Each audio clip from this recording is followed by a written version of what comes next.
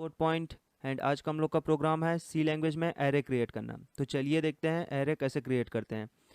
तो हम लोग यहाँ पे बनाने वाले हैं वन डायमेंशनल एरे। तो जैसे कि एक वेरिएबल है, ठीक है, इंटीजर टाइप एक वेरिएबल है ए। इस वेरिएबल पे मैं कितने वैल्यू स्टोर कर सकता हूँ। तो इस यहाँ पे मैं कितने वैल्यूज स्टोर कर सकता हूँ, मैक्सिमम एक ही वैल्यूज स्टोर कर सकता हूँ। जैसे कि हो सकता है 10 हो सकता है, 100 हो सकता है, ठीक है। तो यहाँ पे मैं एक ही वैल्यू स्टोर कर सकता हूँ। अगर मेरे पास इस टाइप के 100 से 200 वैल्यूज़ हैं, ठीक है, तो अगर मेरे को उसको प्रोग्राम में यूज़ करना होगा तो क्या करना होगा, मेरे को वेरिएबल भी 100 से 200 वेरिएबल लेना पड़ेगा, ठीक है। तो इस कॉम्प्लेक्सिटी को दूर करने के लिए क्या किया गया है, एरे बनाया गया है। इस एरे के मदद से हम लोग क्या कर सकते हैं, एक ही वेरिएबल पे 100 से 200 300 400 500 जितने भी वैल्यूज़ हैं उसको हम लोग एक ही वेरिएबल में यूज़ कर सकते हैं, जिससे हम लोग को बार बार वेरिएबल बनाने की ज़रूरत नहीं पड़ता और उसका एड्रेस से हम लोग किसी भी वैल्यू को रिट्रीव कर सकते हैं। तो चलिए देखते हैं सबसे पहले एरे का सिंटेक्स। तो सबसे पहले होता है डेटा टाइप, जैसे इंटीजर, फ्लोट, कैरेक्टर। उसके बाद होता है एरे का नेम, ठीक है। उसके बाद होता है उसका साइज। तो जो ब्रैकेट होता है हम लोग का स्क्वायर ब्रैकेट, उसके अंदर साइज रहता है। जैसे कि यहाँ पे मैं इसका साइज दे दी हूँ 5, तो यहाँ पे मैं क्या कर सकता हूँ, 5 वैल्यूज स्टोर कर सकता हूँ। जैसे कि ये 10 20 30 40 एंड 50, इस टाइप के यहाँ पे मैं 5 वैल्यूज स्टोर कर सकता हूँ। तो ये हो गया, ठीक है। अब देखो इसका एड्रेसिंग सिस्टम क्या रहता है। एरे है वो कहाँ से स्टार्ट होता है, 0 से स्टार्ट होता है और वो इंक्रीमेंट होते जाता है, ठीक है। जैसे कि मुझे जो फर्स्ट जो हम लोग का एलिमेंट है, ठीक है, जो वैल्यू है उसको अगर प्रिंट करना है तो क्या करना होगा, उसको प्रिंट करने के लिए मेरे को ये एरे, ये वेरिएबल है, उसको यूज़ करना पड़ेगा, ठीक है। तो जैसे कि ये हो गया परसेंटाइल डी। अब क्या होता है, परसेंटाइल डी है तो ए एक वेरिएबल हो गया। अब वेरिएबल में मेरे को इन पांचों में से कौन सा एलिमेंट है उसको मेरे को प्रिंट करना है। तो जैसे मेरे को फर्स्ट वैल्यू प्रिंट करना है तो इसको प्रिंट करने का तरीका क्या होता है, ए ब्रैकेट स्क्वायर ब्रैकेट 0। जो 0 है वो क्या है, उसका एड्रेस है, मतलब ये जो है कौन से लोकेशन पे है, फर्स्ट लोकेशन पे, ठीक है। तो ये कहाँ से स्टार्ट होता है, 0 से स्टार्ट होता है, 0 1 2 3 4 ऐसे स्टार्ट होता है।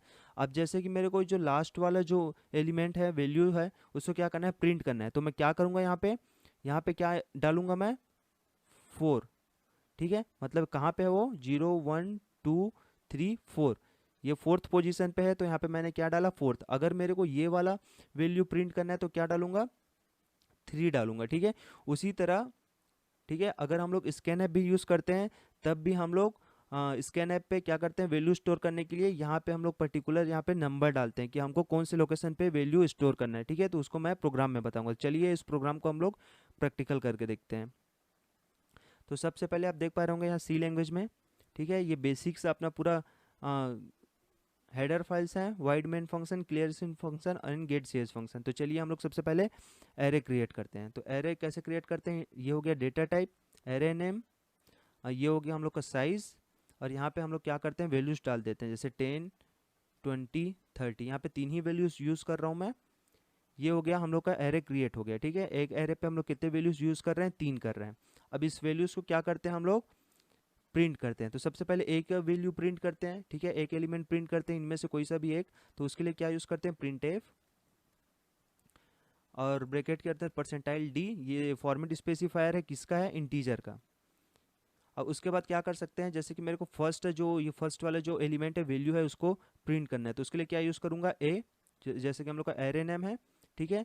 ये हम लोग का ब्रैकेट, ये हो गया स्क्वायर ब्रैकेट, ठीक है। और ये जो 10 है वो कौन से पोजीशन पे है, 0, ठीक है, 0 से स्टार्ट होता है इसलिए 0। तो यहाँ पे मैं अगर 0 लिखूंगा तो फिर क्या होगा, जो फर्स्ट जो वैल्यू है वो प्रिंट होगा। तो चलिए इसको प्रिंट करते हैं। तो देखा आपने यहाँ पे आउटपुट डिस्प्ले पे 10 दिखाई दे रहा है। अगर मेरे को लास्ट वैल्यू यहाँ पे प्रिंट करना है तो क्या डालना पड़ेगा, ये हो गया 0 1, ये 2। तो यहाँ पे क्या डालूंगा मैं, अगर 2 डालता हूँ तो ये जो लास्ट वैल्यू दिखाई दे रहा है वो क्या होगा, प्रिंट होगा। तो चलिए इसको भी रन करते हैं। तो देख रहे हैं यहाँ पे आप 30, ठीक है। तो ये हो गया हम लोग का प्रिंट करने का तरीका। अब मैं चाहता हूँ कि एरे पे जितने भी वैल्यूज़ हैं वो सारे के सारे प्रिंट हो। तो उसके लिए क्या करते हैं हम लोग, यहाँ पे नंबर को बार बार चेंज करना पड़ेगा। पहले 0 आना चाहिए, फिर 1, फिर 2। ये आना चाहिए रन टाइम पे, ठीक है, तभी ये सारे के सारे वैल्यूज़ आउटपुट डिस्प्ले पे दिखाई देंगे। तो उसके लिए क्या कर सकते हैं, इस स्टेटमेंट को बार बार हम लोग को क्या करना पड़ेगा, रन करना पड़ेगा।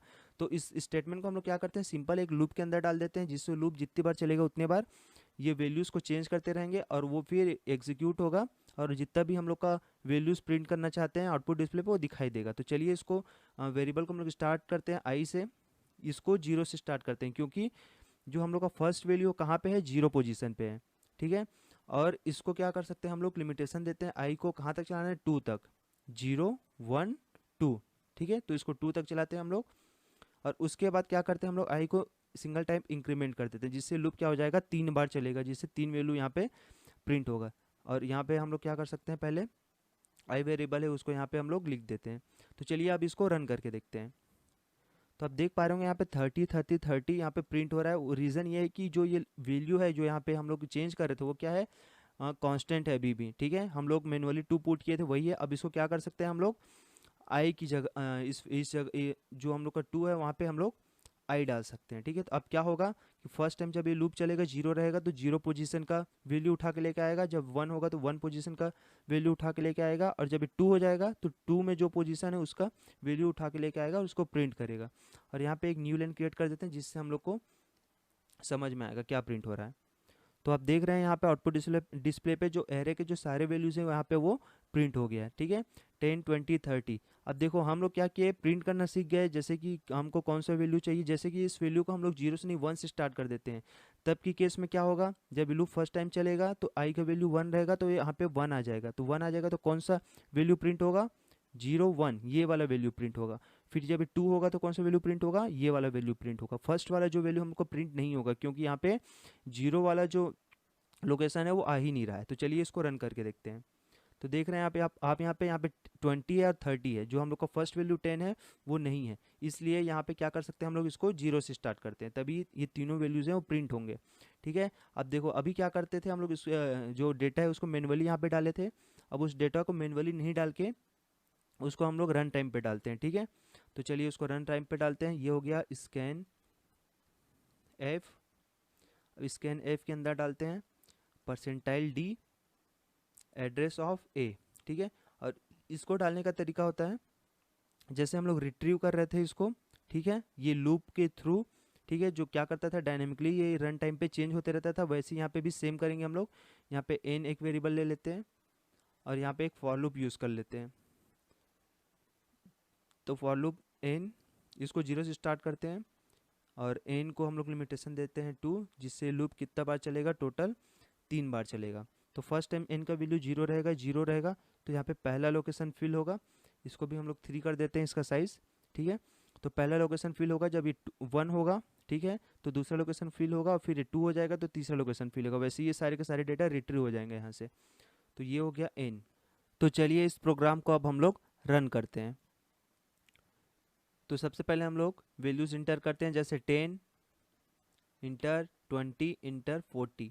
जैसे इंटर किए तो आप देख पा रहे होंगे यहाँ पे 10 20 40 जो आउटपुट है हम लोग का यहाँ पे दिखाई दे रहा है। तो ये हो गया हम लोग का 1 डायमेंशनल एरे जो आज हम लोगों ने क्रिएट करना सीखा। सो फ्रेंड्स, होप सो आप लोग को प्रोग्राम समझ में आया होगा। अगर आपको कहीं पे डाउट होगा तो आप कमेंट करके पूछ सकते हैं।